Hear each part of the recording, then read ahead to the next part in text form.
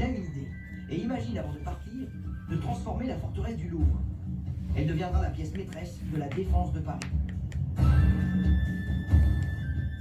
Il fait dresser un impressionnant donjon de 32 mètres de haut.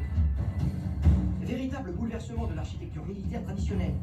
Ce donjon n'est pas de forme rectangulaire, comme c'est le cas d'ordinaire, mais circulaire. Cette nouveauté compliquera la tâche des agresseurs éventuels. Elle offre moins de prise aux projectiles et simplifie la protection. En outre, elle facilite la surveillance et le tir des archers.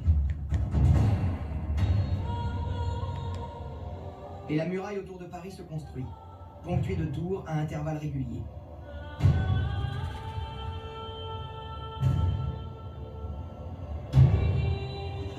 Elle traverse le Louvre pour passer rue de l'Oratoire.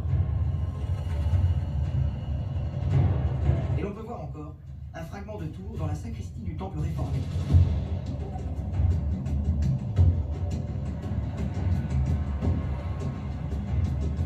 Plus loin, le 11 rue du Louvre conserve la base d'une autre tour. La forme arrondie des édifices mitoyens semble la faire surgir d'un moule de pierre. Passé la bourse du commerce, la muraille suit l'orientation donnée à la rue du Jour. Au niveau des 55-57 rue des Francs-Bourgeois se trouve la base d'une tour, rehaussée d'une construction plus moderne. Un pavage au sol nous montre le tracé de la courtine. Nous empruntons celui de la muraille au 10 rue des Hospitalières Saint-Gervais. Nous parvenons ensuite au plus beau morceau encore debout, celui qui longe le lycée Charlemagne. Rue des Jardins Saint-Paul, plus de 60 mètres de muraille, dont la tour Montgomery.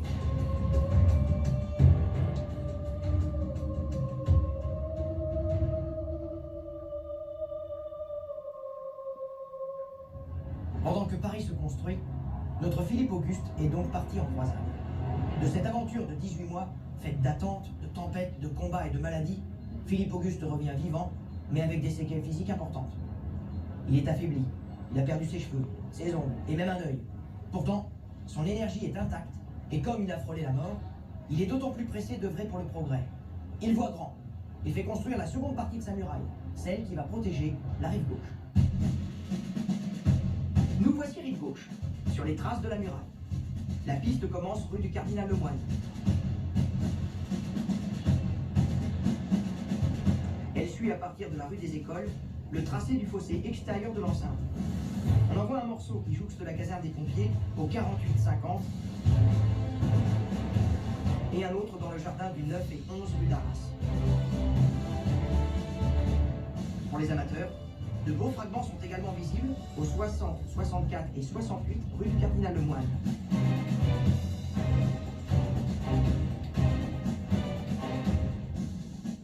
Mais surtout, au 47 rue Descartes, là, à condition de s'armer de patience et de persévérance pour surmonter 3 digicodes, on peut monter sur le faîtage du rempart.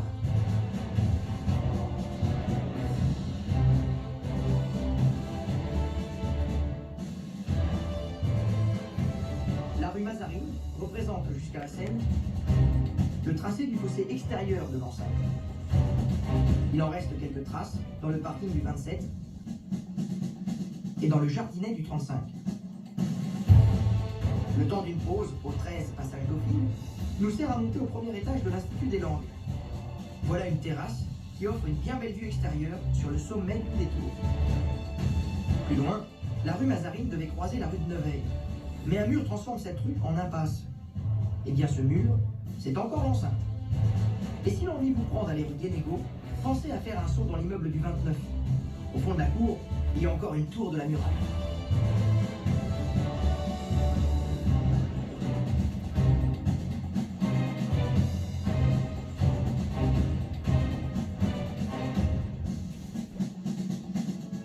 Comme sa muraille, Philippe Auguste est fascinant.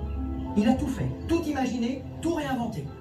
Il a imposé l'autorité royale, agrandi le pays et renouvelé Paris. Ce bâtisseur d'avenir s'impose le premier comme roi de France, unissant ses territoires, à qui il donne une histoire, une langue et un projet commun.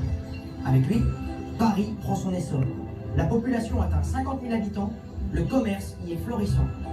Paris est en passe de devenir la capitale du plus puissant royaume d'Occident. Les formidables remparts de Philippe Auguste vont fixer les limites de Paris pour près de 2 siècles. Avec ce nouvel urbanisme, le Louvre forme un énorme rectangle fait de puissantes murailles. Au milieu de chaque mur se dresse une tour, et chaque coin possède aussi une tour.